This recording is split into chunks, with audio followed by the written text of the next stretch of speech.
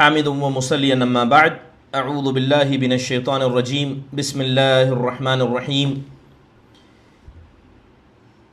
یقول اللہ سبحانہ وتعالی وننزل من القرآن ما هو شفاء ورحمة للمؤمنین ولا يزید الظالمین الا خسارا۔ محترم حاضرین اور حاضرات، الحمدللہ اللہ کے فضل و کرم سے اس سے پہلے رقیہ شرعیہ کے حوالے سے کچھ بنیادی باتیں آپ لوگوں کے سامنے رکھی گئی تھیں، جس کے اندر بتایا گیا تھا کہ رقیہ شرعیہ اس کے کیا بنیادی ضوابط ہوتے ہیں، اور اسی طرح رقیہ شرعیہ اس کے کیا وہ شروط ہیں جس کا عمل کرنا یا جس کا ماننا ہر راقی کے لیے اور ہر مرقی کے لیے ضروری بن جاتا ہے۔ انشاءاللہ تعالی آج کی اس کلاس میں ہم ان چیزوں کا ذکر کریں گے جس کا ہونا بہت ہی زیادہ ضروری ہے راقی کے لیے۔ بات کی جائے کہ وہ کون سی کنڈیشن ہے، وہ کون سے شروط ہیں جن شروط کی بنیاد پر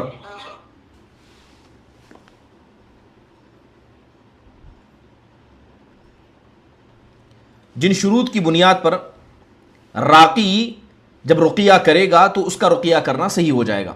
سب سے پہلے اگر بنیادی شروط کی بات کی جائے تو سب سے پہلی شرط جو علماء نے راقی کے اندر ہونا جس کا ضروری بتایا ہے، اس میں پہلی چیز یہ آتی ہے کہ راقی مسلمان ہو۔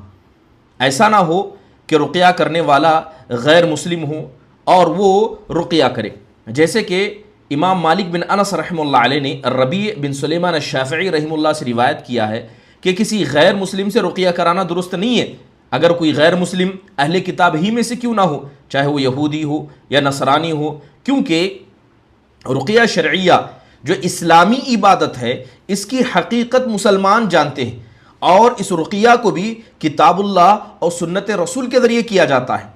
اب اگر کوئی غیر مسلم کسی مسلمان کے لیے رقیہ کرے گا تو کیا وہ رقیہ کتاب اللہ اور سنت رسول سے کرے گا؟ بالکل نہیں، بلکہ یہودی ہوگا تو اپنی کتابوں سے کرے گا، نصرانی ہوگا تو اپنی کتابوں سے کرے گا، یا اس کے علاوہ کسی اور دین کا ماننے والا ہوگا تو وہ اپنی کتابوں کے سہارے سے کرے گا۔ لہذا اگر کوئی آدمی تورات کے ذریعے، انجیل کے ذریعے، یا کوئی غیر مسلم اپنی دینی کتابوں کے ذریعے یا جادو کے ذریعے رقیہ کرتا ہے تو اس رقیے کو علماء نے ناجائز قرار دیا ہے۔ بات اگر یہود و نصارہ کی جائے، کیونکہ یہودیوں کے جہاں جو کتاب آئی تھی جسے ہم تورات و انجیل کہتے ہیں، یہ کتاب بھی آسمانی کتابیں ہیں، مگر ان لوگوں نے ان آسمانی کتابوں کو بدل ڈالا، اس کے اندر تحریف کر دی۔ خود قرآن میں اللہ کہتا ہے من الذین ہادوا یحرفون الکلم عن مواضعہ ویقولون سمعنا وعصینا۔ اللہ تعالیٰ کہتے ہیں کہ جن لوگوں نے اپنے آپ کو یہودی کیا، ان لوگوں نے کلمات کو ان کے جگہوں سے بدل کر رکھ دیا۔ انہوں نے کہا کہ ہم نے سنا اور نافرمانی کی، تو پتہ یہ چلا کہ اہل کتاب ان کی کتابوں کے اندر تبدیلی ہو چکی ہے۔ اب لہذا وہ کلام اللہ جو حقیقت میں تھا وہ آج موجود نہیں ہے، لہذا جس کے معانی کو، جن کے الفاظ کو انہوں نے بدل ڈالا، کیا اس سے رقیہ کسی مسلمان کا کیا جا سکتا ہے؟ جی ہاں، بالکل نہیں کیا جا سکتا، بلکہ نادرست ہے۔ بلکہ بعض علماء نے، جیسے امام شافعی رحمہ اللہ نے غیر مسلم سے رقیہ کو جائز قرار دیا ہے تو کچھ دلیلوں کی بنیاد پر جائز قرار دیا، جیسے کہ بڑی مشہور حدیث ہے کہ حضرت عمرہ بنت عبد الرحمن ان سے آتا ہے کہ حضرت ابو بکر سے یہ روایت کرتی ہیں کہ ایک مرتبہ وہ حضرت عائشہ رضی اللہ عنہا کے پاس حضرت ابو بکر آئے تو کیا دیکھا کہ یہودی عورت بیٹھ کر حضرت عائشہ رضی اللہ عنہا پر رقیہ کر رہی تھی، دم کر رہی تھی، تو حضرت ابو بکر نے کہا ارقیہا بکتاب اللہ، کہ تم اللہ کی کتاب کے ذریعے اس پر رقیہ کرنا۔ تو اس حدیث کا سہارا لے کر امام شافعی ہو یا بعض لوگوں نے کیا ہے، جیسے کہ امام ابن وہب بن منبہ رحمہ اللہ علیہ نے غیر مسلم سے رقیہ کو درست قرار دیا، لیکن جب اس حدیث کی طرف ہم جاتے ہیں اور دیکھتے ہیں کہ عمرہ بنت عبد الرحمن یہ کیا ہے، تابعیوں میں سے تھی اور ان کی ملاقات حضرت ابوبکر سے ہوئی نہیں ہے۔ جب ان کی ملاقات حضرت ابوبکر سے ہوئی نہیں ہے تو انہوں نے حضرت ابوبکر سے روایت کیسے کیا؟ تو پتہ یہ چلا کہ اس روایت سے استدلال کرنا درست نہیں ہے۔ اور دوسری اہم بات کہ یہ بات ہم جانتے ہیں کہ رقیہ کے لیے اسلام کی شرط لگانا، یعنی راقی کے لیے مسلمان ہونے کی شرط لگانا اس لیے ضروری ہے کیونکہ رقیہ ایک روحانی علاج ہے، اور یہ روحانی علاج کیسے ہوتا ہے؟ قرآن کے ذریعے ہوتا ہے، نبی صلی اللہ علیہ وسلم کے احادیث میں بتائے گئے دعا کے ذریعے ہوتا ہے، جیسے کہ ابو سعید خدری رضی اللہ عنہ کی روایت میں آتا ہے کان رسول اللہ صلی اللہ علیہ وسلم یتعوذ من الجان وعین الانس حتی نزلت المعوذتان فلما نزلت اخذ بہما وترک ما سواہما۔ حضرت ابو سعید کہتے ہیں کہ اللہ کے نبی صلی اللہ علیہ وسلم عام اپنے الفاظ میں جنوں سے پناہ مانگا کرتے تھے، اسی طرح ایک انسان کے نظر بس سے پناہ مانگا کرتے تھے۔ کب تک؟ جب تک کہ معوذتین نازل نہ ہوئی۔ جیسے ہی معوذتین اتری، آپ نے ان الفاظ کو چھوڑ دیا جس کے ذریعے پہلے آپ ان سے پناہ مانگا کرتے تھے، اور آپ نے معوذتین کو لے لیا، اور اس کے ذریعے جنات اور نظر بد سے بچنے کی آپ صلی اللہ علیہ وسلم کوشش کیا کرتے تھے۔ تو یہ بات ہمیں پتہ چلی کہ اللہ کے نبی صلی اللہ علیہ وسلم نے خود بھی کیا ہے، جب معوذتین آیا تو آپ اپنے الفاظ سے جن چیزوں کو پڑھا کرتے تھے آپ نے ان کو چھوڑ دیا۔ یہ تو بات آپ صلی اللہ علیہ وسلم کی ہے۔ تو اس سے پتہ یہ چلا کہ جب کتاب اللہ اور سنت رسول کے اندر رقیہ شرعیہ کو مکمل طور پر بتایا گیا ہے تو کسی غیر چیز کا سہارا لینا یہاں پر درست نہیں ہوگا، اور وہ غیر مسلم جو غیر چیزوں کا سہارا لے کر کسی مسلمان پر رقیہ کرے گا تو اس کا کرنا نادرست ہو جائے گا۔ محترم حاضرین، دوسری شرط جو علماء اکرام نے رقیہ شرعیہ کے اندر راقی کے اندر ہونا، یعنی جو رقیہ کر رہا ہے اس کے اندر ہونے کو ضروری قرار دیا ہے، وہ یہ ہے کہ راقی دیندار ہو۔ ایسا نہ ہو کہ راقی دیندار نہ ہو اور وہ آ کر رقیہ کرے، تو لہذا راقی کا دیندار ہونا ضروری ہے۔ بہت سارے علماء نے اس بات کی طرف اشارہ کیا ہے، بہت سارے علماء نے اس بات کی طرف اشارہ کیا ہے کہ رقیہ یہ اللہ کے نام سے، اس کے اسماء سے، اس کے صفات سے ہوتا ہے، اور اس کے اندر جو راقی ہے یعنی جو رقیہ کر رہا ہے اس کی نیکی کا، اس کی زبان کی تأثیر کا اور اس کے تقوی و پرہیزگاری کا بڑا گہرا اثر پڑتا ہے۔ امام ابن تین رحمہ اللہ نے کہا ہے کہ جو رقیہ پڑھا جاتا ہے یہ روحانی علاج ہے، یہ اللہ تعالیٰ کے ناموں سے ہوتا ہے اور اسی طرح نیک لوگوں کے ذریعے کیا جاتا ہے، لہذا جب یہ اللہ کے ناموں سے ہوگا، روحانی علاج قرآن کے ذریعے ہوگا اور کرنے والا نیک انسان ہوگا، تو یقین جانیے امام ابن تین کہتے ہیں کہ شفا کا یہاں ملنا طے ہو جاتا ہے۔ اللہ تعالیٰ اس طرح کے رقیے کو پسند کرتا ہے، بلکہ امام خطابی رحمہ اللہ فرماتے ہیں کہ رقیہ جو کرنے کا اللہ کے نبی علیہ الصلوۃ والسلام نے حکم دیا ہے، اس سے یہ صاف ہمیں پتہ چلتا ہے کہ جو لوگ نیک ہیں، جن کی نفس نیک ہے، تو ان نیک لوگوں کی نیکی اس رقیہ میں فائدہ دلاتی ہے۔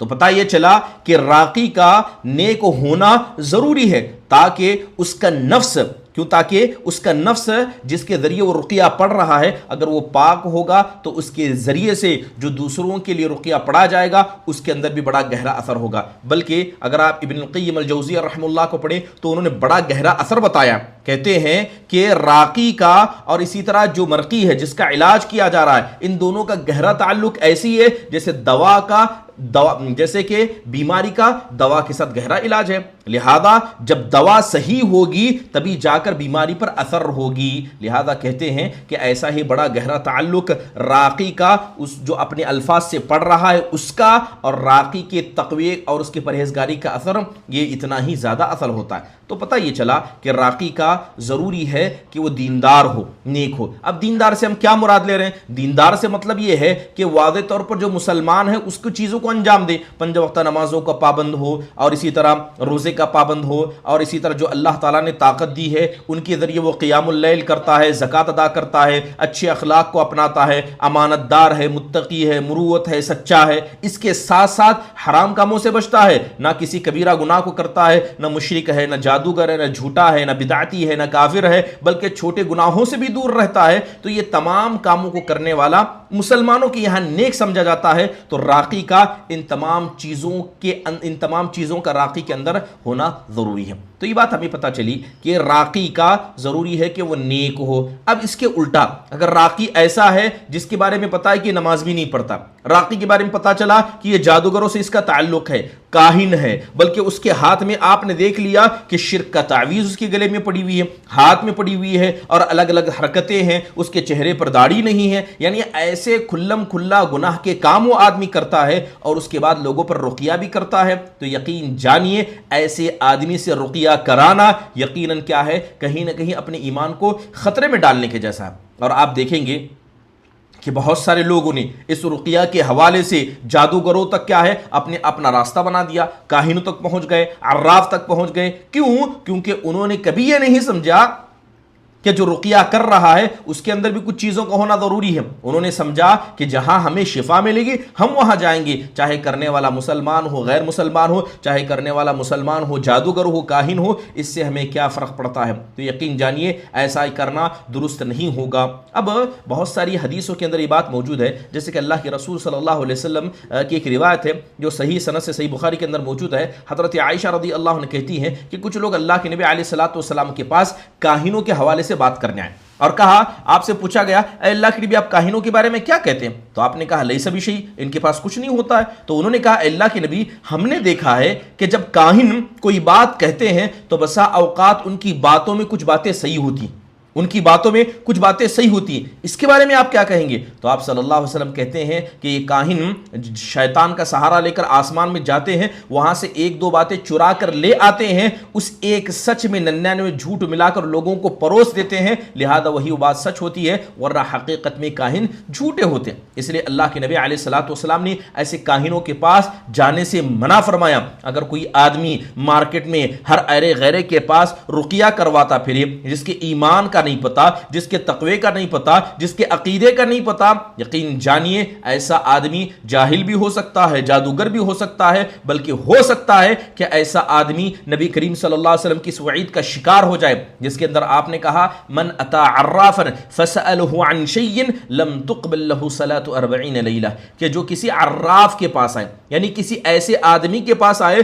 جو گمشدہ چیزوں کے بارے میں بتاتا ہے کہ آپ کی چیز فلاں نے چرائی، فلاں جگہ گم ہوئی، گویا ایک اعتبار سے وہ جادوگر ہے یا یوں کہیے کاہن ہی ہے، مگر اس کا نام عراف ہے کیونکہ وہ شیاطین کا سہارا لیتا ہے۔ تو اللہ کے نبی کہتے ہیں کہ اگر کوئی کسی عراف کے پاس آتا ہے تو اس کی 40 رات کی نماز اللہ تعالیٰ قبول نہیں کرتا، 40 دن کی نماز ایسے آدمی کی قبول نہیں کی جاتی ہے۔ بلکہ ایک دوسری حدیث میں آپ نے کاہن کے بارے میں کہا من اتا کاہنا فصدقہ بما یقول فقد برئ مما انزل اللہ علی محمد صلی اللہ علیہ وسلم، کہ جو کسی کاہن کے پاس آئے جو کہے اسے صحیح مان لے، گویا اس نے مجھ پر جو چیز اتاری گئی یعنی قرآن، اس کا انکار کر دیا۔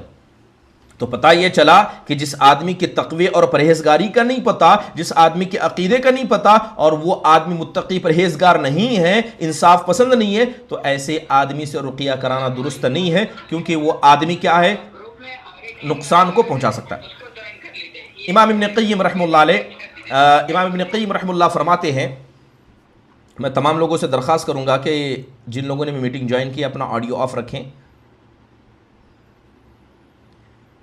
تو گفتگو کر رہے تھے کہ راقی کے اندر کن شرطوں کا ہونا ضروری ہے۔ تیسری شرط جو راقی کے اندر ہونا ضروری ہے کہ راقی اپنے دل کے اندر اس بات کا عقیدہ رکھتا ہو کہ شفا اللہ کی طرف سے ہے، شفا میں نہیں دے رہا ہوں، میرا پڑھنا، میرے بولنے کا انداز، میرا حافظ قرآن ہونا، یہ ساری چیزیں شفا میں کوئی اثر نہیں رکھتی ہیں، بلکہ اصل میں شافی اللہ تعالیٰ ہے۔ اس پر تمام علماء کا اتفاق ہے کہ راقی کا عقیدے کا صحیح ہونا درست ہے، کیونکہ رقیہ بذات خود کسی کو فائدہ نہیں پہنچاتا، مگر اللہ تبارک و تعالیٰ کی جہاں قدرت شامل حال ہو، جہاں اللہ تعالیٰ کی مشیت شامل ہو، تو گویا جب اللہ نے بیماری نازل کی ہے تو وہی اللہ تعالیٰ بھی شفا دینے والا ہے۔ رقیہ بس شفا پانے کا ایک ذریعہ ہے، ورنہ راقی کا اس کے اندر بذات خود کیا ہے کوئی اثر نہیں ہوتا ہے۔ تو پتہ یہ چلا کہ بلا کا آنا اور بلا کا اٹھایا جانا یہ سب اللہ کی طرف سے ہے۔ یہ عقیدہ کس کا ہونا چاہیے؟ یہ عقیدہ راقی کا ہونا چاہیے۔ اس لیے دیکھیں کہ رقیہ کے حوالے سے بہت سارے لوگوں کی یہاں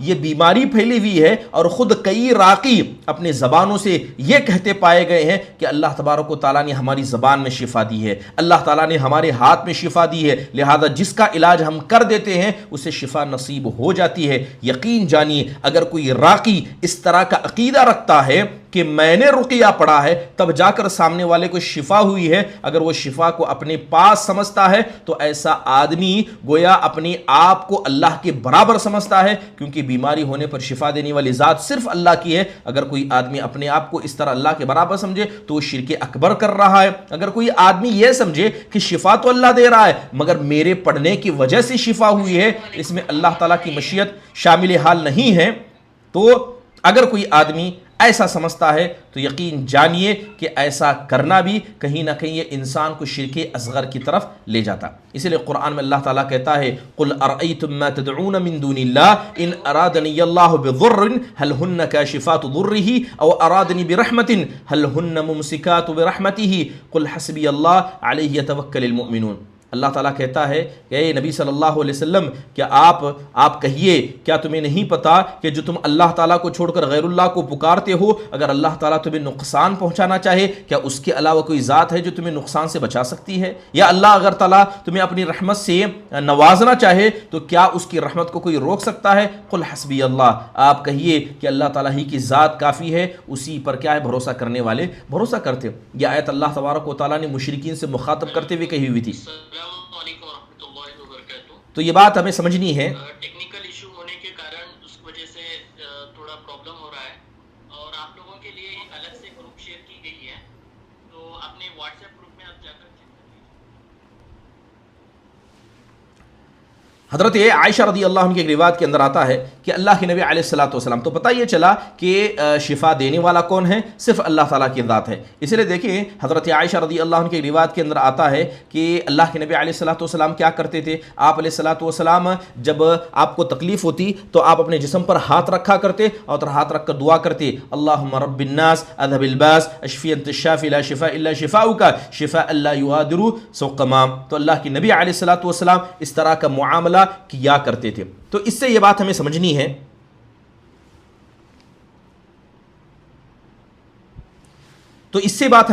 ہے کہ نبی کریم صلی اللہ علیہ وسلم کا شفا حاصل کرنے کے لیے جو معاملہ تھا، جو آپ علیہ الصلوۃ والسلام معاملہ کیا کرتے تھے، اس کا مطلب یہ ہے کہ اللہ کے نبی صلی اللہ علیہ وسلم خود جانتے تھے کہ شفا دینے والی ذات اللہ کی ہے.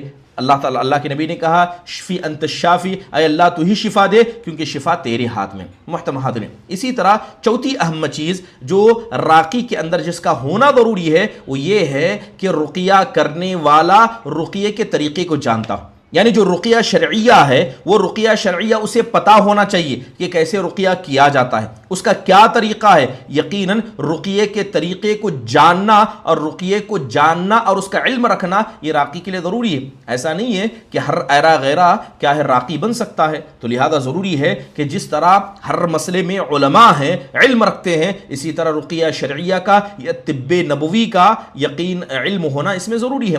گویا یوں کہیے کہ آج علماء نے یہ بات بتا دی ہے کہ طب کا علم جسے ہم طب نبوی کہتے ہیں یا رقیہ شرعیہ جس کے اندر آتا ہے، یہ بھی ایک بذات خود ایک علم ہے.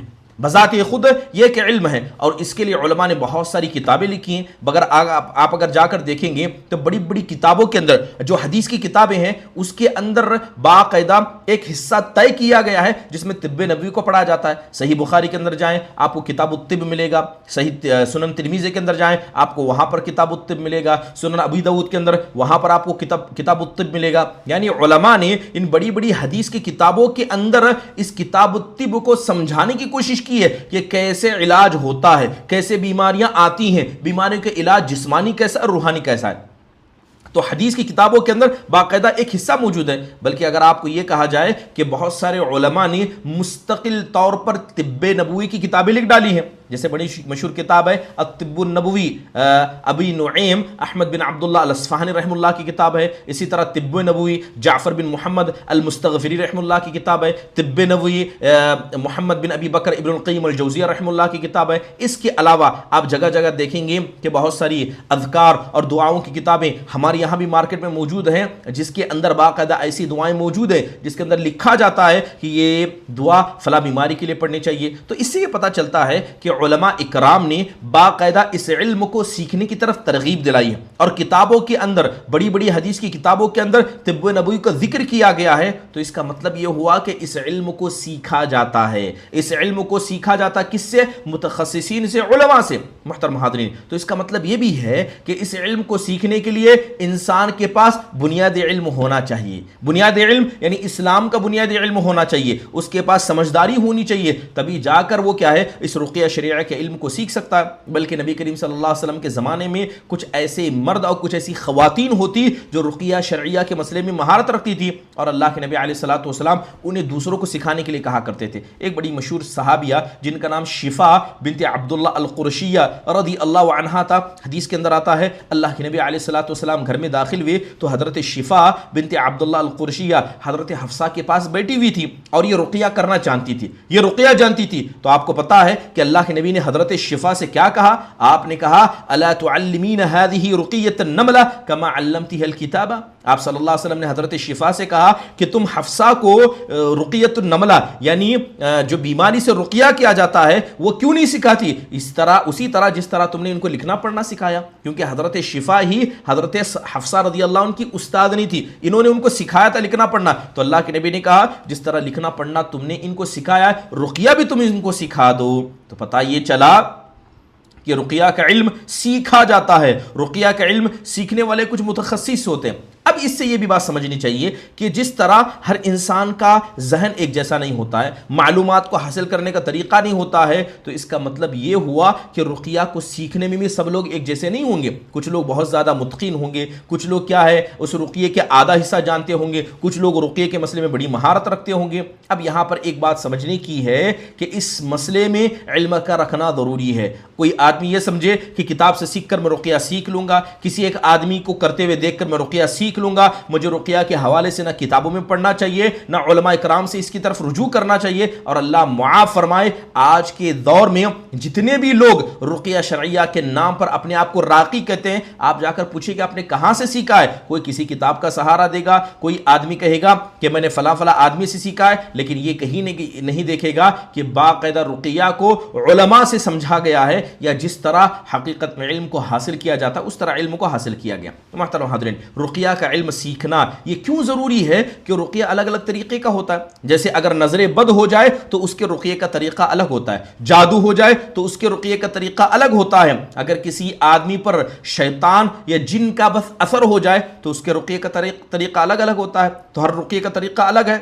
लिहाजा जो आदमी अपने आप को राक़ी कहता है उसके लिए बुनियादी शर्त है कि रुक़िया करना, जितने भी किस्म का रुक़िया पाया जाता है हर किस्म का रुक़िया उसे करने आता हो। बात करें नजर बद की, आप देखें कि नजर बद आने से पहले उसका एक रुक़िया है, नजर बद हो जाने के बाद उसका एक रुक़िया है। अगर आप अल्लामा इब्न क़य्यिम रहमतुल्लाह की किताब को पढ़ेंगे तो उन्होंने बड़ी तफसील से इसका जिक्र किया, उन्होंने इसका बड़ा तफसील से जिक्र किया है। तो पता यह चलेगा कि नजर बद होने से कैसे बचा जा सकता है, नजर बद होने के बाद कैसे इंसान अपने आप का इलाज कर सकता है। इमाम इब्न क़य्यिम रहमतुल्लाह ने बड़ी प्यारी बात अपनी किताब के अंदर लिखा है और कहा है कि ये आंख जो है ये बिल्कुल तीर की तरह काम करती है। आंख क्या करती है? तीर की तरह काम करती है। अगर इंसान किसी अच्छी चीज को देख ले और अल्लाह ताला का नाम ना ले, अल्लाहुम्मा बारिक अलैह, सामने वाले को दुआ ना दे, अल्लाह तुम्हें बरकत दे, माशाअल्लाह ला हौला वला कुव्वता इल्ला बिल्लाह, सुब्हानल्लाह, अल्हम्दुलिल्लाह, अल्लाहु अकबर, यानी किसी अच्छी चीज को इंसान देख ले और वहां पर अल्लाह की तारीफ ना करे तो उस इंसान की नजर उस सामने वाले को लग जाती है, क्योंकि ये नजर इसका सहारा लेकर शैतान सामने वाले को तकलीफ पहुंचा देता है। तो पता ये चला कि ये नज़र क्या है, अगर इंसान क्या है इस नज़र के सही हिफाजत ना करे, अल्लाह का जिक्र ना करे तो इस नज़र के जरिए किसी को भी तकलीफ हो सकती है। मान लीजिए अगर किसी को नज़र लग गई तब करना क्या है? तो ज़रूरी है कि जो आदमी अपने आप को राक़ी कहता है या रुक़िया के हवाले से अपने आप को ग्राउंड यानी फील्ड में उतारता है तो उसके पास रुक़िया का इल्म होना ज़रूरी है। मोहतरम हाज़रीन, अगर हम देखें कि नज़र बद से जो आँख से रुक़िया होता है, यानी नज़र बद का रुक़िया कैसे होता है, दो तरीके से उलमा इकराम ने बयान किया। सबसे पहले बात करें कि अगर रुक़िया हो यानी किसी को नज़र लग जाए तो नज़र लगने के बाद रुक़िया का तरीक़ा क्या है। जैसे कि उलमा इकराम ने बताया है कि अगर आपको पता चल जाए कि किसके नज़र लगी है, अगर आपको पता हो कि फला आदमी की नज़र लगी है तो उसको हुक्म दिया जाए कि गुस्ल करे, वो अपने गुस्ल करके पानी दे, लिहाजा उस बर्तन को लाया जाएगा और मरीज़ के पीठ पीछे एक वक्त में डाला जाएगा। हदीस के अंदर साबित है, हज़रत इब्न अब्बास कहते हैं व इज़ा इग़तसलतुम फ़ग़सिलू, कि जब तुमसे कोई आदमी गुस्ल का पानी मांग ले, यानी आपसे कहे कि आप गुस्ल करके अपना पानी दे तो लिहाजा तुम पानी दे दिया करो, किसी को रोका मत करो। यानी हदीस के अंदर आपने कहा है कि अगर कोई आदमी आप पर शक करे بولے کہ آپ کی وجہ سے ان کے گھر میں کسی کو نظر لگی ہے اور آپ سے کہے کہ آپ اپنا غسل کا پانی دیں، تو کوئی آدمی اپنے غسل کا پانی دینے سے انکار نہ کرے، یہ نہ کہے کہ میری نظر اس کو نہیں لگی ہے، بلکہ انسان کو کیا کرنا چاہیے؟ غسل کر کے پانی دے دینا چاہیے۔ جیسے حضرت ابی امامہ بنت سہل بن حنیف رحم اللہ کی روایت میں آتا ہے کہ انہوں نے ایک مرتبہ عامر بن ربیعہ کو دیکھا۔ عامر بن ربیعہ کو دیکھا، کس نے؟ سہل بن حنیف رحم نے دیکھا کہ وہ غسل کر رہے تھے، تو کہنے لگے واللہ ما رأیت کلیمی ولا جلدۃ مخبہ، کہنے لگے خدا کی قسم اتنا پیارا خوبصورت جسم میں نے کبھی نہیں دیکھا۔ اب جیسے ہی یہ بات انہوں نے کہی، حضرت سہل بن حنیف کیا ہو گئے؟ نیچے گر گئے۔ بتایا جاتا ہے کہ سہل بن حنیف رحم اللہ علیہ کو، یعنی حضرت سہل بن حنیف کی ان باتوں کی وجہ سے کیا ہے، حضرت عامر کو نظر لگ گئی۔ اب اللہ کے نبی علیہ الصلوۃ والسلام تک کی بات پہنچی تو آپ صلی اللہ علیہ وسلم نے کہا علی ما یقتل احدکم اخا، کہ تم میں کا کوئی آدمی کس بات سے پسند کرتا کہ اپنے بھائی کو قتل کر دے؟ تم نے بارک اللہ کیوں نہیں کہا؟ لہذا اللہ کے نبی علیہ الصلوۃ والسلام نے سہل بن حنیف رضی اللہ عنہ کو حکم دیا کہ وہ غسل کرے اور غسل کر کے پانی حضرت عامر کو دیں۔ اب غسل کرنے کا طریقہ کیا ہوگا؟ یعنی جیسے علماء نے یہ بتایا ہے کہ اگر مان لیجئے میری وجہ سے کسی کو نظر لگی ہے، سامنے والے آ کر کہیں کہ آپ کی وجہ سے نظر لگی ہے لہذا آپ اپنے غسل کا پانی دیں۔ بعض علماء نے ذکر کیا ہے کہ ایک برتن لایا جائے گا، اس میں انسان اپنا چہرہ دھوئے گا، اپنی ہاتھوں کو کوہنی تک دھوئے گا، اپنی گھٹنوں تک دھوئے گا، اور اسی طرح اپنے ازار کے اندر بھی پانی بہائے گا۔ اب یہ سارا پانی جہاں اکٹھا ہوگا اس پانی کو اس مریض کو، یعنی جس کو نظر لگا ہے، اس کو دیا جائے گا، اور اس آدمی کے پیٹھ کے پیچھے سے، یعنی جس کو نظر لگی ہے اس کے پیٹھ کے پیچھے سے، یعنی سر پر اور پیٹھ پر پیچھے سے پانی ڈالا جائے گا، بہایا جائے گا۔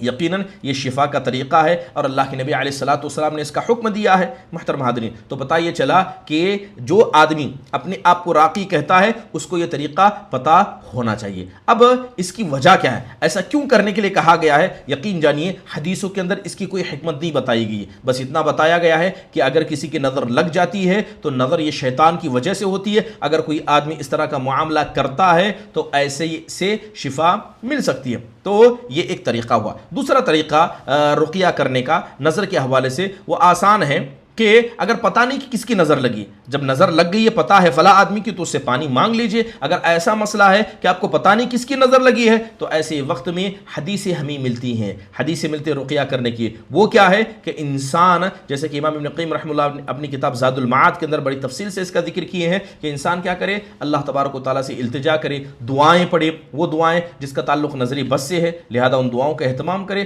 انشاءاللہ تعالیٰ کیا ہے ان دعاؤں کی وجہ سے بھی اللہ تبارک و تعالیٰ انسان کو کیا شفا دیتے تھے اگر پتہ چلے کہ کس سے نظر ہوئی نہیں پتہ ہے۔ اب وہ دعا میں کیا ہے، سورہ فاتحہ کا پڑھنا، آیت الکرسی کا پڑھنا، معوذتین کا پڑھنا، اور اسی طرح حدیث کے اندر جو دعائیں ثابت ہیں ان کا حوالہ لے کر ان کو پڑھنا۔ یہ اس وقت انسان کو فائدہ دیتا ہے جب انسان کو پتہ ہو کہ نظر کس کی لگی ہے یہ ہمیں نہیں پتہ، لہذا انسان اصلاح علمی کی وجہ سے کیا ہے ایسا معاملہ کرتا ہے، اور یہ کرنا درست قرار دیا گیا۔ مان لیجئے کسی انسان کو جن نے چھو لیا، جن کا اثر انسان کو آ گیا، تو راقی کو پتہ ہونا چاہیے کہ اس کا علاج کیسے کیا جائے گا، اس کا علاج کیسے کیا جائے گا۔ یہ راقی کا اندر اس کا علم ہونا ضروری ہے، اور سب سے پہلے اس کو یہ تفریق کرنے بھی آنا چاہیے کہ کون سی بیماری نظر بد کی وجہ سے ہوئی ہے اور کون سی بیماری شیطان کے چھونے کی وجہ سے ہوئی ہے۔ جب تک ایک راقی کو یہ تمیز کرنا نہیں آئے گا اور وہ آدمی اپنے کچے پکے علم کے ذریعے رقیہ کرنا چلے جائے تو ہمارے یہاں کہا جاتا ہے کہ نیم حکیم خطرے جان ہے۔ اور اللہ معاف فرمائے، آج ایسے ہزاروں نیم حکیم راقیوں کو آپ دیکھیں گے، گھر میں داخل ہوا، دائیں دیکھا بائیں دیکھا، فوراً کہنے لگ گیا کہ آپ کے گھر میں جادو کا اثر ہے، آپ کے یہاں جن کا اثر ہے۔ آپ بتائیے کہ یہ طریقہ کبھی صحابہ نے نہیں اپنایا، وہ لوگ جو اس دنیا کے سب سے متقی پرہیزگار لوگ تھے، جن کے ایمان کے عمل کی گواہی اللہ تعالیٰ نے دی ہے، انہوں نے کبھی نہیں بتایا کہ کس کے گھر میں جن ہے، کس کے گھر میں شیاطین ہے۔ لیکن یہ منہ بولے راقی جنہیں خود نہیں پتا کہ کیا نظر بد ہے، کیا شیطان کا مسئلہ ہے، کہاں جن نے چھوا ہے، یا کہاں تک یہ معاملہ کس حد تک جا سکتا ہے، ایسے لوگ کیا ہے اپنے آپ کو راقی کہتے۔ تو راقی کے لیے ضروری ہے کہ وہ اس علم کو سیکھے۔ تو پہلے نظر بد کی بات ہوئی، بات اگر جن کی کہیں، دیکھیے یہ بات یقین جانیے کہ جب کسی انسان کو جن لگ جاتا ہے، یہ جن کا ہلکا سا اثر بھی ہوتا ہے، تو ایسے وقت میں انسان کو کیا چاہیے، انسان کو کیا رقیہ کرنا چاہیے۔ اب رقیہ کیسے کرے گا؟ سب سب سے اہم چیزیں جو قرآن و حدیث کے اندر بتائی گئی، جیسے کہ سورہ فاتحہ کا ورد کرنا، اور یہ سب سے اہم بات، جب بھی ہم علاج کے کریں گے تو اس کے اندر مریض خود پہلے آئے گا، یعنی مریض سب سے پہلے خود اپنا علاج اپنے ذریعے کرے گا، وہ سورہ فاتحہ کو پڑھے گا، آیت الکرسی کو پڑھے گا، کیونکہ آیت الکرسی کے حوالے سے اللہ کے نبی علیہ الصلوۃ والسلام نے حدیثیں بیان کی ہیں۔ اور دوسری اہم بات کیا ہے کہ اگر کسی آدمی کو نظر بد سے بچنا ہے تب بھی وہ یہی کام کرے گا، کیا کرے گا؟ سورہ فاتحہ پڑھے، آیت الکرسی کو پڑھے، دعاؤں کا اہتمام کرے، صبح شام کی دعاؤں کا ہمیشہ اہتمام کرے، اللہ تعالیٰ اسے خود نظر بد سے بچا لیں گے۔ لیکن نظر بد لگ گئی اور کس کی لگی ہے نہیں پتا ہے، تب بھی انسان اسی کا خیال کرے گا۔ اور بات اگر جنات کی اور شیاطین کی کہیں کہ اگر کسی انسان پر شیطان کا اثر ہو جاتا ہے تو شیطان کے اثر کو دور کرنے کے لیے قرآن جیسی عظیم کتاب ہمارے پاس موجود ہے، لہذا اس کے ذریعے انسان علاج کر سکتا ہے۔ اب دو طریقے کا علاج اس کے اندر بھی علماء نے بیان کیا۔ سب سے پہلے جیسے میں نے کہا کہ اگر کسی کو جن لگ جائے تو علاج سب سے پہلے مریض کی طرف سے ہونا چاہیے، یعنی مریض خود اپنا علاج خود کرے۔ دوسرا علاج راقی کے ذریعے ہوگا، تو سب سے پہلا علاج مریض خود کرے گا اپنا، اس کے بعد دوسرا علاج راقی کرے گا۔ یہ اصل طریقہ ہے، یہ اصل بیماری یعنی جن اور شیطان لگنے کے بعد اصل طریقہ یہی ہے۔ لیکن اللہ معاف فرمائے، آپ بتائیے کتنے ایسے لوگ ہیں جن کو جن کا اثر ہوتا ہے اور وہ اپنا علاج خود کرتے ہیں؟ بہت ہی کم ہوں گے۔ اور جو لوگ بھی کہتے ہیں انہیں اپنی ان قرآن کی پڑھی ہوئی آیتوں پر، احادیثوں پر انہیں خود بھروسہ نہیں ہوگا، وہ خود اتنا مضبوط ایمان نہیں رکھتے ہوں گے، بلکہ ان کا ایمان اپنے ایمان سے زیادہ راقیوں کے ایمان پر ہوتا ہے۔ تو سب سے پہلے علاج کا طریقہ یہ ہے کہ انسان یعنی بیمار خود اپنا علاج کرے، اس کے بعد کیا ہے؟ دوسرا معالج یعنی جو راقی ہے وہ علاج کرے گا۔ اس لیے کہا جاتا ہے کہ انسان جو بھی آدمی جسے ایسی تکلیف ہو جاتی ہے وہ رقیہ کو خود سیکھے، وہ رقیہ کو کیا ہے؟ خود سیکھے، اور یقیناً خود سیکھنا یہ زیادہ فائدہ مند ہے۔ جادو کا علاج کیسے ہوگا؟ جادو کا علاج جیسے کہ علماء اکرام نے بیان کیا ہے کہ نبی کریم صلی اللہ علیہ وسلم پر بھی جادو ہوا تھا، آپ صلی اللہ علیہ وسلم پر جادو ہوا تھا۔ ہم غور کریں نبی صلی اللہ علیہ وسلم پر جب جادو ہوا تو آپ نے کیسے علاج کیا تھا؟ حدیث کے اندر آیا گیا ہے، صحیح بخاری مسلم دونوں کی حدیثوں کے اندر آیا ہے کہ جب اللہ کے نبی علیہ الصلوۃ والسلام پر بنی زریق کی ایک آدمی نے جو یہودی تھا جس کا نام لبید بن العاصم تھا، اس نے جب اللہ کے نبی پر جادو کیا تو آپ کو یہ خیال آتا کہ آپ نے کام کو کیا ہے، یا بھی خیال ہوتا کہ آپ نے کام نہیں کیا، مگر آپ علیہ الصلوۃ والسلام اس کام کو کر گئے ہوتے یا نہ کیا ہوتا، مگر آپ علیہ الصلوۃ والسلام کے پاس معاملات ذہن میں صاف نہیں تھے، یہاں تک کہ آپ صلی اللہ علیہ وسلم برابر دعا کرتے تھے۔ آپ کیا کرتے تھے؟ اللہ تعالیٰ سے دعا کیا کرتے تھے، لہذا آپ کی دعا قبول ہونے کے بعد اللہ تبارک و تعالیٰ نے نبی کریم صلی اللہ علیہ وسلم کو اس کا حل بتایا۔ یعنی آپ پر بھی جب جادو ہوا تو آپ نے سب سے پہلا کون سا ہتھیار اپنایا؟ آپ صلی اللہ علیہ وسلم نے اپنا علاج خود کیا، کسی غیر نے آپ کا علاج نہیں کرایا۔ اس حدیث پر غور کرنے سے پہلی چیز ہمیں یہ سمجھ میں آتی ہے کہ علاج کا طریقہ یہ ہے کہ بیمار خود سب سے پہلے اپنا علاج کرے، جب نہ ہو تب راقی کے پاس جائے۔ حضرت عائشہ رضی اللہ عنہ بیٹی تھی، اللہ کے نبی نے کہا کہ عائشہ جس مسئلے میں میں اللہ تعالیٰ سے بار بار فتویٰ مانگ رہا تھا، جس مسئلے میں میں اللہ تبارک و تعالیٰ سے سوال کر رہا تھا، اللہ تعالیٰ نے اس کا حل بھیج دیا۔ آپ کہنے لگے میں سویا تھا، دو آدمی میرے پاس آئے، ایک میرے پیر کے پاس بیٹھ گیا، ایک میرے سر کے پاس بیٹھ گیا۔ ایک آدمی سے کہتا ہے کہ اس آدمی کو کیا تکلیف ہے، دوسرا کہتا ہے کہ اس کو جادو کیا گیا۔ پہلا کہتا ہے کس نے کیا ہے، دوسرا کہتا ہے کہ لبید بن عاصم نے کہا۔ پہلے نے پوچھا کہ کس چیز میں ہے، کہا کہ کنگھی کے اندر کچھ چیزوں کو لپیٹ کر ایک کھجور کے خوشے میں رکھ کر رکھا گیا ہے۔ پوچھا وہ کہاں ہے، کہا بیر زروان کے اندر موجود ہے۔ نبی کریم صلی اللہ علیہ وسلم کو پتا چلا، جب آپ بیدار ہوئے آپ نے اس خواب کو، کیونکہ نبیوں کے خواب سچ ہوتے ہیں، آپ صلی اللہ علیہ وسلم صحابہ کے ساتھ گئے اور جا کر آپ صلی اللہ علیہ وسلم نے اس کنویں کو دیکھا جس کنویں کے نیچے وہ جادو کیا گیا تھا۔ آپ صلی اللہ علیہ وسلم نے کہا کہ میں نے دیکھا کہ اس کنویں کا پانی مہندی یعنی لال رنگ کا ہو چکا تھا، اتنی چیزیں وہاں پر پھینکی گئی تھی، اور وہاں پر جو درخت تھے آپ صلی اللہ علیہ وسلم کہتے ہیں کہ رؤوس نخلها رؤوس الشیاطین، وہاں پر جو کھجور کے درخت تھے لگ رہا تھا کہ وہ شیطان کے سر ہیں، وہ شیطان کے سر ہیں۔ اللہ کے نبی علیہ الصلوۃ والسلام نے اس کو نکالا اور نکال کر اللہ کے نبی نے اسے دفن کر دیا تھا۔ تو پتہ یہ چلا کہ بیماری سے لڑنے کے لیے سب سے پہلے خود مریض کو آگے بڑھنا پڑے گا، چاہے وہ جن و شیطان کا مسئلہ ہو یا جادو کا مسئلہ ہو، مریض خود اپنے اوپر دم کرے گا، اللہ تعالیٰ سے دعا کرے گا، اللہ سے التجا کرے گا۔ یہ علاج کا پہلا طریقہ ہے۔ دوسرا جادو کا علاج کا طریقہ جیسے کہ علماء نے بیان کیا ہے کہ یہ دعا ہے۔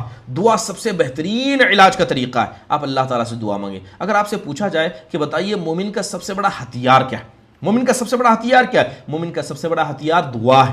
دعا یہ مومن کی عبادت ہے، بلکہ ساری عبادتوں کی اصل یہ دعا ہے۔ لہذا جب بھی انسان بیمار ہوتا ہے، خاص کر جادو کا مسئلہ آ جائے یا جن و شیاطین کا مسئلہ آ جائے، اللہ تعالیٰ کے سامنے جائیے، اللہ تعالیٰ کے سامنے اپنے ہاتھوں کو پھیلائیے، اپنے دل کے غبار کو رکھیے، اللہ سے دعا کیجیے۔ اگر آپ کی صدق امانت، آپ کی تقوی پرہیزگاری یقیناً اللہ تعالیٰ کو پسند آ جائے تو اللہ تعالیٰ آپ کی دعاؤں کو ضرور قبول کرے گا۔ اور یقین جانیے جب بھی بندہ اللہ تعالیٰ سے دعا کرتا ہے، اللہ تعالیٰ اس کے ہاتھوں کو خالی نہیں لوٹاتا۔ تو یہ اہم چیز ہے۔ جادو کا علاج انسان کیا کرے؟ رقیہ کے ذریعے، اور رقیہ کی پہلی چیز انسان یہ ہے کہ خود انسان اپنے ذات پر کرے۔ اب رقیہ کیا ہوتا کیسے؟ رقیہ یعنی سب سے پہلے اللہ تعالیٰ کے ناموں کے ذریعے ہوتا ہے، قرآن کی آیتوں کے ذریعے ہوتا ہے، اسی طرح مشروع دعاؤں کے ذریعے ہوتا ہے، وہ دعائیں جو انسان کو فائدہ پہنچاتی ہیں۔ بہت سارے لوگوں کو دیکھا گیا کہ جب کسی پر جادو ہو جاتا ہے تو جادو کا علاج جادو سے کرتے ہیں۔ اب یہ کیا صحیح ہے؟ دیکھیے، جادو کا علاج جادو سے کرنا حرام ہے۔ اگر کوئی آدمی ایسا کرتا ہے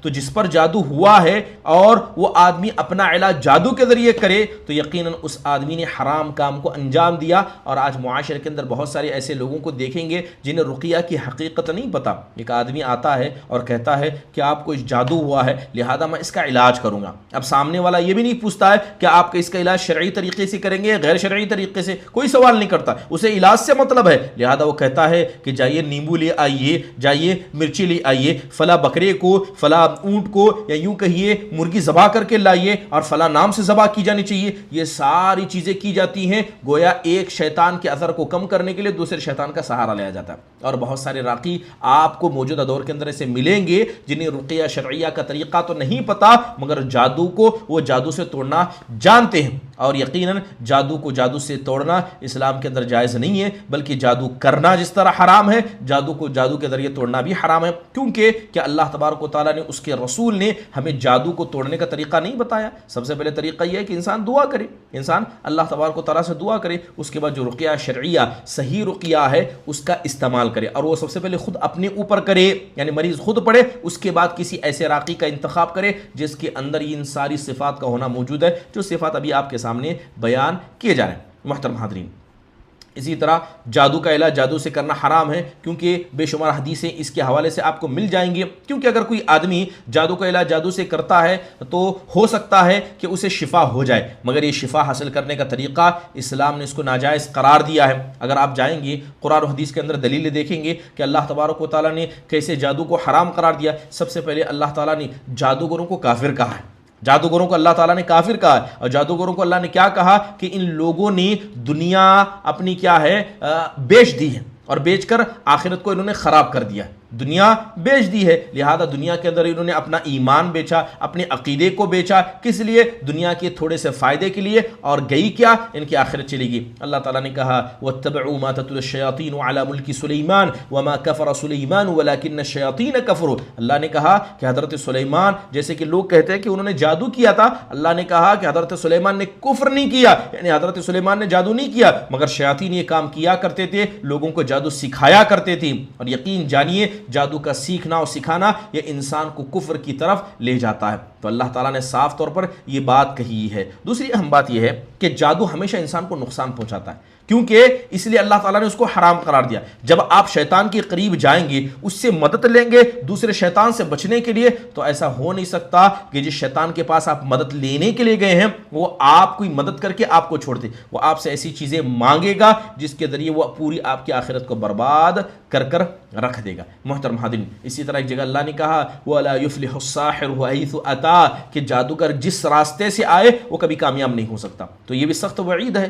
اس لیے جادو کو جادو سے نہ توڑنا ہے۔ محترم حاضرین، رقیہ، ہم راقی کے شروط بیان کر رہے ہیں کہ راقی کے اندر کن چیزوں کا ہونا ضروری ہے۔ یہاں پر ایک اہم نقطے پر میں بات کرنا چاہتا ہوں کہ رقیہ کے حوالے سے ایک بڑا مسئلہ ہمارے یہاں یہ موجود ہے، کیا رقیہ کے حوالے سے پیسہ لینا اور دینا جائز ہے؟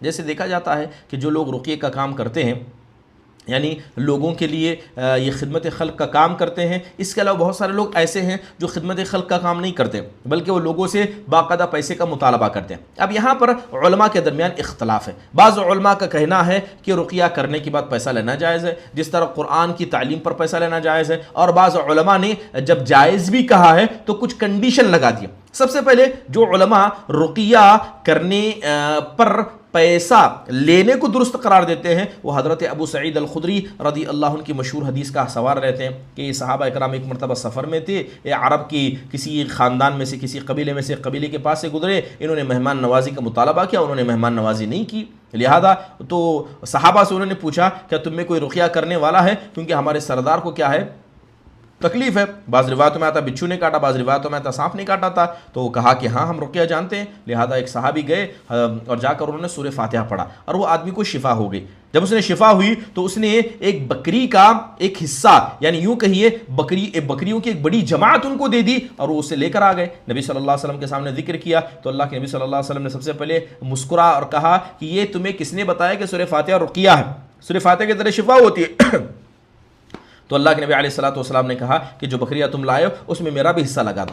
آپ نے کیا کہا کہ جو بکریاں تم نے لی ہیں اس میں میرا بھی حصہ لگا دو۔ تو یہ حدیث صاف طور پر بتاتی ہے کہ انسان جب رقیہ کی خدمت کو انجام دے گا تو اس سے پیسہ لے سکتا ہے، اور نبی کریم صلی اللہ علیہ وسلم نے بھی اس سے اپنا حصہ لگایا۔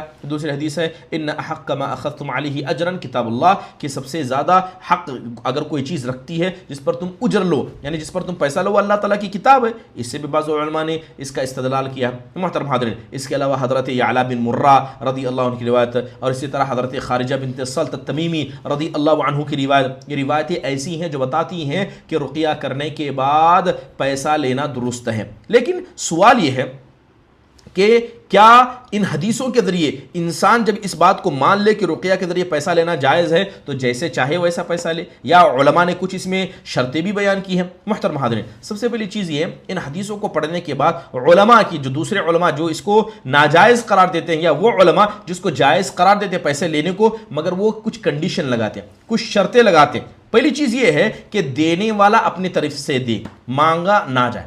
کیا کہا گیا ہے؟ علماء نے جو شرطیں لگائیں کہ دینے والا اپنے طور پر دے، دینے والا اپنے طور پر دے، اس سے شرط لگا کر نہ مانگا جائے، جب ایسا ہوگا تو لینا درست ہے۔ بعض علماء نے کہا کہ سامنے والے کو مجبور کر کے نہ لیا جائے، اس کو بعض علماء نے کہا، بلکہ اگر آپ اس کے شروط کو دیکھیں، ضوابط کو دیکھیں، تو سب سے اصل چیز یہ ہے کہ رقیہ یہ دین کی تعلیم کا حصہ ہے، اور انسان کو کرنا کیا چاہیے؟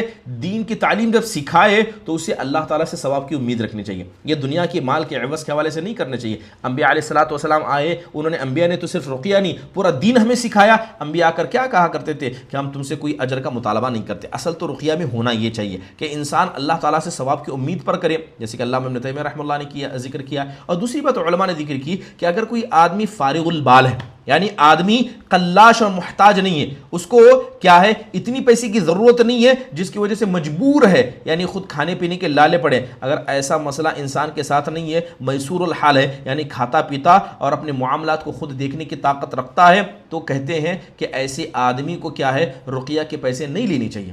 تیسری بات کہ اس میں کہا گیا کہ اگر کوئی آدمی جس کو سخت ضرورت ہے وہ تو عمومی طور پر فری میں ہی کرتا ہے، لیکن اگر کسی کو ایسی ضرورت آ گئی تو ان حدیثوں کا سہارا لے کر علماء نے کہا ہے کہ وہ آدمی رقیہ کے پیسے لے سکتا ہے۔ لیکن یہاں پر یہ بات سمجھنی ہوگی کہ چوتھی شرط جو علماء نے لگائی وہ یہ کہ لوگوں کا فائدہ نہ اٹھایا جائے۔ اس رقیے کے پیسے لینے کے حوالے سے جب اجازت مل جائے تو انسان ڈیمانڈ کرنے نہ لگ جائے، کہے کہ ایک رقیے کے ہم 10,000 لیتے ہیں، ہم 15,000 لیتے ہیں، نہ وہاں غریبوں کو دیکھا جائے نہ مالداروں کو دیکھا جائے، بلکہ اسے کیا ہے لوگوں پر تھوپ دیا جائے۔ مثال کے طور پر بہت مرتبہ ہوتا ہے کہ گاؤں میں ایک ہی آدمی راقی ہوتا ہے، کسی پورے علاقے میں ایک ہی راقی ہوتا ہے، اور لوگ ان کے پاس آنے جانے لگتے ہیں تو لوگوں کو دیکھ کر لوگ اپنی ڈیمانڈ بڑھا لیتے ہیں۔ کوئی کہتا ہے کہ 10,000 سے ہمارے یہاں کم نہیں ہوتا ہے، کوئی 15,000 کوئی 20,000 کا معاملہ کرتا ہے۔ اگر کوئی آدمی ڈیمانڈ کر کے لیتا ہے تو یقین جانیے اس کو علماء نے نادرست قرار دیا ہے۔ اسی طرح لوگوں کی مجبوری کا غلط فائدہ بھی اٹھانا ہے۔ اصل میں ہونا چاہیے کہ یہ للہ فی اللہ کام کیا جائے،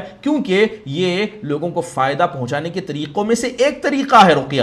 اگر کوئی آدمی اس پر اجرت لے بھی رہا ہے تو لوگوں کی مجبوریوں کا غلط فائدہ نہ اٹھائے، اس کی طرف علماء اکرام نے کیا ہے خصوصی طور پر توجہ دی۔ اب رہا مسئلہ کہ ایک بڑا مسئلہ ہمارے یہاں یہ بھی ہے کہ بہت سارے لوگوں نے رقیہ شریعہ کی دکانیں کھول دی، یعنی یوں سمجھیے کہ ان کا جاب، ان کے کمائی کا ذریعہ ہی رقیہ ہے۔ اب تک ہم بات یہ کر رہے تھے کہ رقیہ کرنے کے بعد پیسہ لینا کیسا ہے، علماء کی رائے یہ آئی حدیثوں کی بنیاد پر کہ لے سکتے ہیں، لیکن کچھ کنڈیشن کے ساتھ لے سکتے ہیں۔ اب یہاں پر بات یہ کی جائے کہ ایک آدمی مکمل طور پر اپنے آپ کو مشغول کر دے صرف رقیہ میں، اس کا کام ہی کیا ہے؟ دم کرنا، اس کا کام کیا ہے؟ رقیہ پڑھنا، دوسرا کوئی کام ہے نہیں، اسی سے کماتا ہے، اسی سے کھاتا ہے اور ہی اس کی زندگی ہے۔ کیا ایسا کرنا درست ہے؟ یاد رکھیے ایسے کرنے کو کسی نے بھی درست نہیں قرار دیا۔ کوئی بھی آدمی اپنے آپ کو رقیہ کے لیے مکمل فری نہ کرے، یا یوں مطلب یہ ہے کہ آدمی رقیہ کا کام ہی کرے، اس کا اور کوئی کمانے کا طریقہ نہ ہو، ایسا کرنا درست نہیں ہے۔ کیونکہ اگر یہ طریقہ درست ہوتا کہ رقیہ کرنا ہی لوگوں کو فائدہ، جیسے لوگ اپنی نیک نیتیں دکھاتے ہیں کہ ہم لوگوں کے فائدے کے لیے ایسا کر رہے ہیں،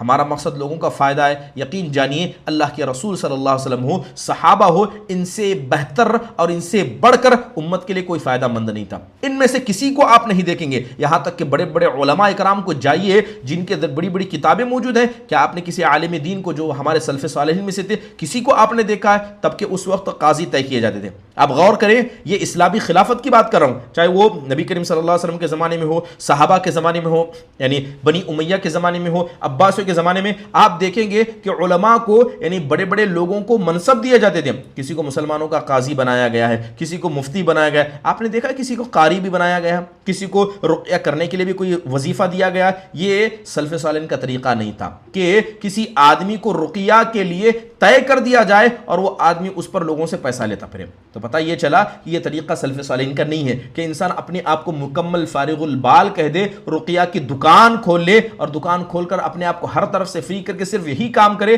یہ صحابہ نے نہیں کیا۔ دوسری اہم بات، رقیہ ہے کیا؟ اصل میں رقیہ پڑھنا یہ دعا کے طریقوں میں سے ایک طریقہ ہے۔ اگر کوئی آدمی اپنے آپ کو دعا کے لیے مکمل فارغ کرے، اب کہے کہ میں دکان کھول رہا ہوں، جسے میرے پاس دعا کروانا آئے، اگر کوئی زیادہ بیمار ہے تو 2000 روپے دے، کم بیمار ہے تو 1000 روپے دے۔ اگر آپ سے پوچھا جائے کہ اگر کوئی آدمی دعا کی دکان کھولتا ہے کیا کہیں گے اس کے بارے میں؟ کیا ایسا کرنا جائز ہے؟ تو علماء نے کہا کہ جس طرح دعا ایک عبادت ہے، رقیہ بھی ایک عبادت ہے، اور رقیہ کے اندر دعا ہی ہوتی ہے کہ مریض اور اسی طرح راقی یہ دونوں مل کر اللہ سے دعا کرتے ہیں آیتوں کے ذریعے اور حدیثوں کی دعاؤں کے ذریعے کہ اللہ تعالیٰ اس کو شفا دے۔ تو لہذا دعا کے لیے جس طرح مکمل اپنے آپ کو فارغ کر کے دکان کھولنا درست نہیں ہے، اسی طرح رقیہ کے لیے بھی مکمل دکان کھولنا درست نہیں ہے۔ آپ دیکھیں کہ صحابہ کرام میں سے حضرت سعد بن ابی وقاص رضی اللہ عنہ کے بارے میں آتا ہے مستجاب الدعوات تھے، ان کی دعائیں قبول ہوتی تھی۔ اب کیا آپ نے دیکھا ہے کہیں آپ کو روایتوں میں ملے گا جیسے اویس القرنی رحمہ اللہ کے بارے میں آتا ہے، اللہ کے نبی نے حضرت عمر سے کہا تھا کہ قرن سے ایک شخص آئے گا جس کا نام اویس ہوگا، اگر یہ آ جائیں تو ان سے دعا کروا دینا کیونکہ یہ مستجاب الدعوہ ہیں۔ آپ دیکھیں کہ حضرت سعد بن ابی وقاص ہو، اویس القرنی رحمہ اللہ ہو، کیا صحابہ نے ان کے گھر کے باہر لان لگائی تھی؟ کیا کسی کو آپ نے سنا ہے کہ لوگ ان کے پاس جاتے تھے اور جا کر دعائیں کھولتے تھے؟ کیا انہوں نے دکانیں کھول دی تھی کہ ہم تو مستجاب الدعوہ ہیں، ہماری دعائیں قبول ہوتی ہے، آئیے ہم سے دعا کا مطالبہ کیجیے؟ تو یقین یہ چیز سلف صالحین کی یہاں کہیں نہیں تھی۔ نہ لوگ ان کے گھروں کے باہر جاتے تھے، نہ ان لوگوں نے لوگوں کو اجازت دی کہ گھر کے باہر آئے، نہ ان لوگوں نے اس کو اپنا پروفیشن بنایا۔ تو پتہ یہ چلا کہ جس طرح دعا کے لیے دکان کھولنا درست نہیں ہے، دعا کے لیے اپنے آپ کو مکمل فارغ کرنا درست نہیں ہے، اسی طرح کیا ہے مکمل رقیہ کے لیے اپنے آپ کو فارغ البال کر دینا، اسی کام کو انجام دینا اور اسے اپنا پروفیشن بنانا درست نہیں ہے۔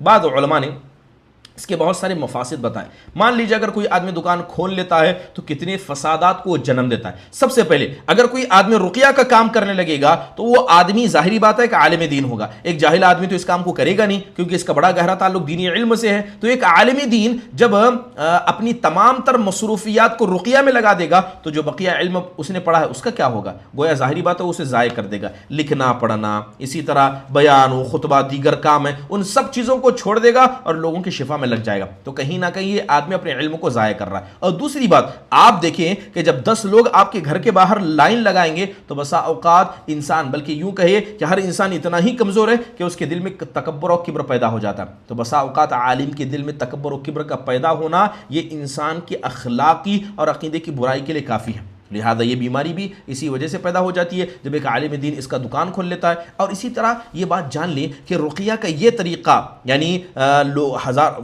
رقیہ کا یہ طریقہ جو عام طور پر راقی کرتے ہیں، یعنی مثال کے طور پر 10 مریض آ گئے، ایک ساتھ دعا پڑی اور سب پر پھونک دیا، 10 برتن لائے سب پر ایک ساتھ دم کر دیا، یہ راقیوں کے نئے نئے طریقے ہیں۔ اور یہ راقی کب کرتے ہیں؟ جب لوگ بہت زیادہ، 10 لوگ آئیں، 20 لوگ اور انتظار میں، جلدی رقیہ کرنا ہے، تو کیا کریں گے؟ 10 کو بٹا کر ایک ساتھ رقیہ کر دیں گے۔ اب یہ طریقہ انہوں نے کہاں سے نکالا؟ یہ لوگوں کے گھروں کے باہر آنے کی وجہ سے طریقہ نکالا، اور یہ طریقہ بدعتی ہے، ایسا طریقہ شریعت کے اندر درستی نہیں ہے، ٹھیک ہے؟ تو آپ دیکھیں لوگوں نے اس طریقے نکال لیے، کیوں؟ جب لوگوں کی بھیڑ ان کے گھروں کے باہر زیادہ ہو گئی۔ اور دوسری بات یہ ہے کہ جب کہ انسان اسی کام کے لیے لگ جاتا ہے تو کہیں نہ کہیں جو لوگ اس کے پاس آ رہے ہیں یا جس کے پاس لوگ زیادہ آ رہے ہیں، یا تو کرنے والا یا جو لوگ آ رہے ہیں ان کا تعلق اس راقی سے جڑ جاتا ہے۔ وہ سوچنے لگتے ہیں کہ یقیناً اس نے اتنی بڑی دکان کھولی ہے، لوگوں کی اس کے پاس شفا ہوتی ہے، لوگ بہت زیادہ جاتے ہیں، ہو سکتا ہے کہ اس کے پاس شفا ہو۔ اگر کوئی آدمی اس نیت سے کسی راقی کے پاس جاتا ہے تو ظاہری بات ہے وہ شرک کو انجام دے رہا ہے۔ اور محترم حاضرین، یہ کام یقیناً کیسا ہے کہ آدمی اپنے آپ کو اس کام کے لیے فارغ البال کر دے، یہ ویسا ہی ہے جیسے کہ آپ نے جادوگر اور کاہنوں کو دیکھا کہ جادوگر کاہن کیا کرتے ہیں، اپنے آپ کو مکمل فارغ کر دیتے ہیں، یہی کام میں لگ جاتے ہیں اور لوگوں کو گمراہ کرنا یہ کام ہو جاتا ہے۔ کہیں نہ کہیں یہ کام بھی اسی طرح ہوتا ہے۔ تو لہذا پتہ یہ چلا کہ انسان اپنے آپ کو مکمل فارغ البال کر کے اسی کو اپنی جاب بنا لے، اسی کو اپنا پیسہ کمانے کا طریقہ بنا لے، یہ کہیں سے بھی درست نہیں ہے، علماء نے اس کو ناجائز قرار دیا ہے۔ محترم حاضرین، یہ کچھ بنیادی باتیں راقی کے حوالے سے تھی کہ راقی کے اندر ان چیزوں کا ہونا ضروری ہے، لہذا ان چیزوں کا خیال ہر انسان کو رکھنا چاہیے۔ جب انسان ان چیزوں کا خیال رکھے گا تبھی جا کر کیا ہے راقی کا جو تقویٰ ہے، جو پرہیزگاری ہے، اور اسی طرح اس کا پیسہ نہ لینا ہے، اللہ تعالیٰ کے ثواب کے لیے کرنا ہے، اور اس کے لیے بالکل جاب یعنی پیسہ کمانے کا ذریعہ نہ بنانا ہے، یہ ساری چیزیں جب ایک راقی کے اندر اکٹھا ہو جاتی ہیں تو یقین جانیے قرآن کی آیتوں کو جب وہ پڑھے گا